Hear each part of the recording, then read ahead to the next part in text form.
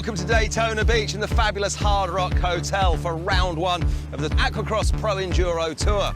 Over the next 7 months, 40 of the world's top endurance jet ski riders are going to be battling it out in some of the closest, toughest racing that you're going to see on water. And these guys haven't just travelled from all across the US. Oh no, they've come from afar afield as Europe, South America, Africa and even Australia, all hoping to earn the right to call themselves an Aquacross champion.